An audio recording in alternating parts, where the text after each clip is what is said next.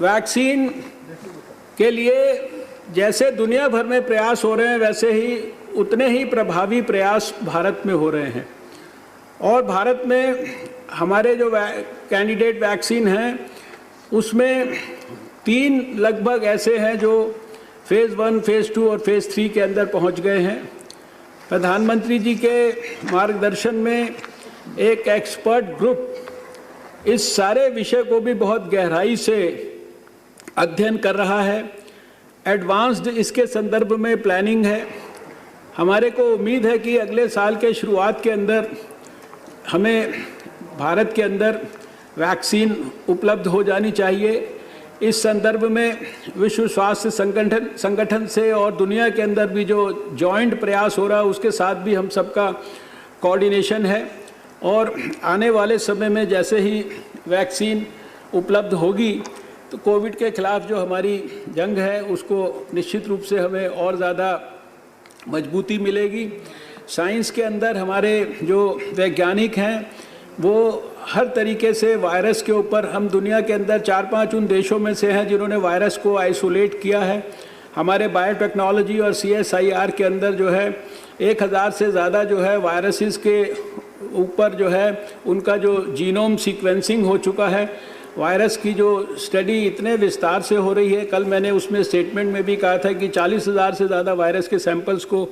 Bio repository के रूप में जो है उनको संभाल कर रखा गया है, जिनके ऊपर अध्ययन की प्रक्रिया चल रही है। सारे देश में इस लड़ाई को पूरी ईमानदारी और कर्तव्यपरायणता के साथ लड़ा है। 7 जनवरी को विश्व स्वास्थ्य संगठन ने पहली बार इस सूचना को प्राप्त किया था चाइना के माध्यम से कि वहाँ पर एक पहली बार कोई नया कोरोना वायरस आया है जो कि निमोनिया जैसे केसेस करता है। और भारत में इस लड़ाई को हमने 24 घंटे से भी पहले 8 जनवरी को पहले ही अपने एक्सपर्ट ग्रुप्स की मीटिंग के माध्यम से शुरू किया। 17 जनवरी आते आते सारे देश की सारी सरकारों को सरकार के इस तरह के एपिडेमिक्स और पेंडेमिक्स के साथ लड़ने के पुराने अनुभव के आधार पर डिटेल्ड हेल्थ प्रिपेयर्डनेस के लिए, कम्युनिटी सर्वेलेंस के लिए, पॉइंट ऑफ एंट्री सर्वेलेंस के लिए सारी एक्टिविटीज़ को प्रारंभ करते हुए सारे देश को हमने पूरी तरह से सब प्रकार से सब तरह की एडवाइजरीज और सब तरह की डिटेल्स संभावित पहुंचा दी थी। उस समय तक भारत में कोई केस नहीं आया था।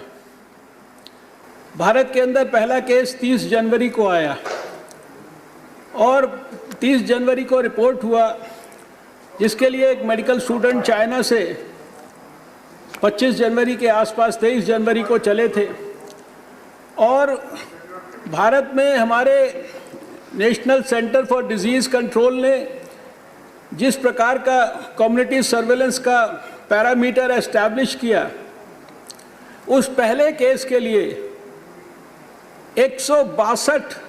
कॉन्टैक्ट्स को ट्रेस किया गया। चाइना से कलकत्ता, कलकत्ता से बेंगलोर, बेंगलोर से कोची, कोची से आगे 2 ट्रेन बदलकर और फिर अपने घर तक,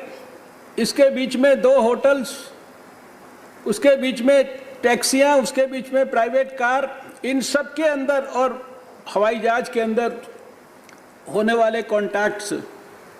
इस लेवल के कॉन्टैक्ट ट्रेसिंग से हमने अपने इतिहास को 30 जनवरी को शुरू किया था।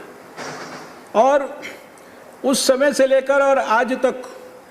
जिस प्रकार से, चाहे वो पॉइंट ऑफ एंट्री हो, एयरपोर्ट्स हो, सी पोर्ट्स हो, चाहे वो हमारा लैंड का नेपाल का बॉर्डर हो,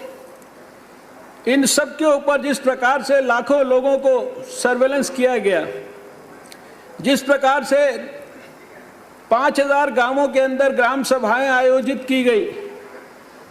जिस प्रकार से लगातार प्रधानमंत्री जी, कैबिनेट सेक्रेटरी और स्वास्थ्य विभाग के लोग सारे देश के साथ लगातार वीडियो कॉन्फ्रेंस के माध्यम से, और मैं ये रिकॉर्ड पे कहना चाहता हूँ, शायद लोगों को सुनने के अंदर ये अतिशयोक्ति लगेगी। इतिहास इस बात के लिए प्रधानमंत्री नरेंद्र मोदी जी को याद करेगा जिन्होंने शायद इतनी गहराई, इतनी सच्चाई, इतनी मेटिकुलस तरीके से, इतनी कंसिस्टेंसी के साथ लगातार 8 महीने में इस कोविड पैंडेमिक की छोटी से छोटी बात को स्वयं व्यक्तिगत मॉनिटर किया, पीछे बैठकर एडवाइस किया। प्लीज एक भी निर्णय उन्होंने